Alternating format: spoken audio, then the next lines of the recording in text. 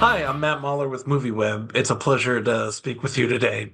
I've Hi. I've I've enjoyed everything you've done. Moral Laurel is a personal favorite of mine, and Oh, this cool. is yeah, this one is incredible. It just has a very specific existence outside of anything else I've seen in a while. It feels like the dying memories of a movie lover. uh, That or might be Kafka in Hollywood. accurate. I Yeah, don't know. yeah. Thank you so much. Yeah, it's great. I'm curious how if you were someone who enjoys delving into their work. I remember on the Anomalisa junket, I know Charlie Kaufman is like David Lynch and many others who just don't really want to talk about themes or concepts. Uh, it, you do you take that same position or Not really. I mean, yeah, yeah. I remember when we were on Anomalisa, people would be like, people would say, what's Anomalisa about? And Charlie would say, it's about 90 minutes. And that was kind of the running joke of the junket. But no, I'm fine talking about sort of, ideas or themes that I was exploring. When you're specifically like, what does the bookshelf mean? Then I'm like, well, that can potentially take the fun out of it, but I'm fine discussing emotional targets or something. right, we can talk about the frog's backstory, but let's not dissect it, the old. Yeah. Well, okay, that's great to know. The story of the Westlake book is really interesting. It's written 60 years ago, only published in 2010, and the movie kind of feels like this. It feels lost in time. What interested you about the novel and thought it could be visualized cinematically? Well, I didn't know if it could be, but I was down to try. Yeah, what interested me about the novel was, the way I actually, Charlie Kaufman was the one who recommended the novel to me because I asked him to recommend a book. And while we were working on Anomalisa, because he reads a lot, and he recommended it to me. And the way he sort of presented it was that it's this, you know, famous crime thriller noir novelist, and that this story was sort of in the guise of a crime noir thriller that uses a trope of amnesia to propel a plot forward. But in this case, it sort of subverts that expectation and uses it as a way to explore the nature of identity. And I was really compelled by that and thought it was really interesting. And then upon reading the book and seeing that it's very much an internal monologue of the main character, it's all his thoughts and the counterpoint between his thoughts and his interactions in the world that make the story so great.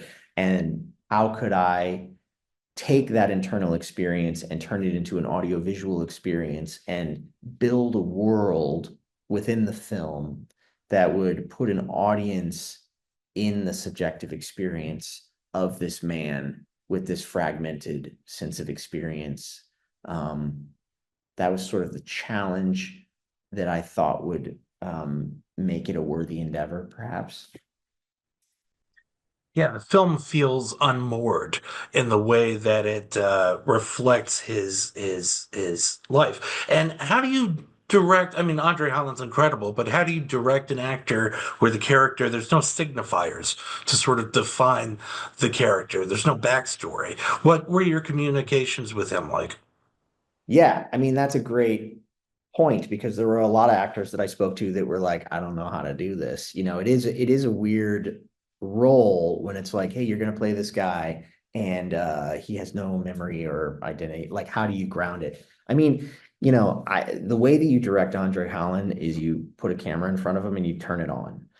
Because he's just somebody who's so he has such access to his emotions and to his authentic human self. He sort of is this incredible person, and he's just an incredible actor. And it was more from my point of view as a filmmaker. It was like, well, with Andre, I don't have to worry about anything because as long as he's there, he's going to naturally emotionally ground this experience. And he's somebody that you want to root for. He's somebody that you care about, just by looking at him, just by what he brings, just his soul that is apparent in all that he does. And so that was sort of my saving grace in this movie. I mean, he was very much my muse. And I mean, it's hard to describe the exact working nature of our relationship. It was we were just kind of very in flow with each other. He's somebody that I consider a friend and I care about deeply, and he's such a wonderful person. And it was just we were very much a partnership in making this film. He's incredible. When I asked him about it, he used this beautiful Howard Thurman quote to to describe his character and the altar inside the island, inside the sea, inside the man. He's Oh, yeah, wow. he's beautiful. Yeah. The sort of design of the film does incorporate your from what I could tell some of your set design from previous work, but it's also this really complicated sort of subconscious world where walls open up and go to different times. What was the actual creation of the sets like? Did you sort of map it out all visually when you were constructing them? Yeah. Yes. That is how we did it. That comes down to just sort of how I like to tell stories, how I sort of see the movie play out in my mind. I'm influenced in general by a lot of movies that have a sense of artifice and a crafted world.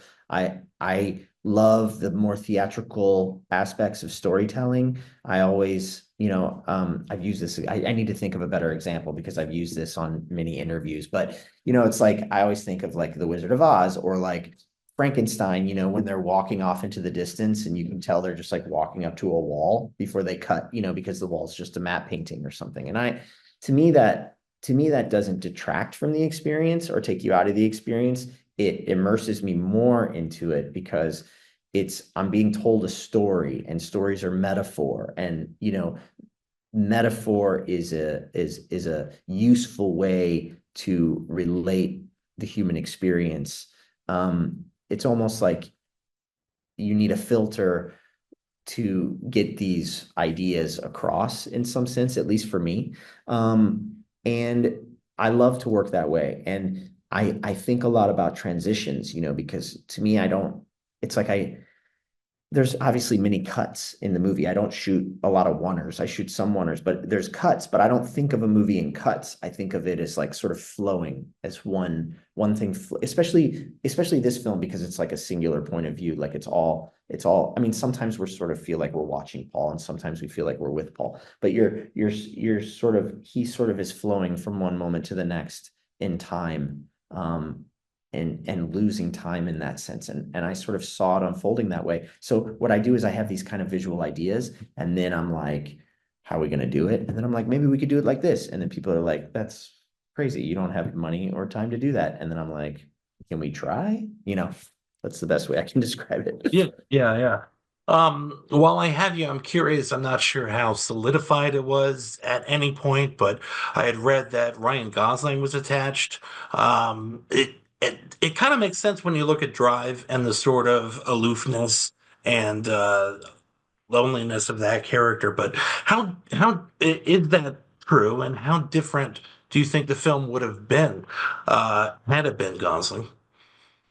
It would have been very different because this movie is I mean, it's funny because now I see that the movie was always meant to star André, and this was just the film's journey to find André and for us to find each other. Like it was always working its way towards that place. Films have a sense of destiny, of their own. And sometimes you can try to like work against it, or if you're just kind of like go and flow with it, it works better. But yes, it is true. Ryan was attached to the film for a while, and we ended up developing the script through the pandemic, and I was very grateful for that experience. We developed the script together. That's why he's still a producer on the project. And then as often happens with films, their schedule conflicts became an issue, and and once Andre's name, was presented to us, it was like a no-brainer, and it was like, oh yeah. So it was like, oh, that was Ryan's purpose, was to develop the script with me, and Andre's purpose is to take it from there. You think about it in a very deterministic sort of sense or a fate-bound sense. But it did work out. It's I mean, I've been thinking about it nonstop, which sucks because I'm watching all these South by Southwest movies and I'm like, I just want to watch this again. But So much. I, yeah, I really appreciate you discussing it. And Andre definitely wants to work with you again. He wanted me to let you know. So hopefully we can talk about your next project with him. Yes. Okay, cool. Thank you so much, man. I really appreciate it.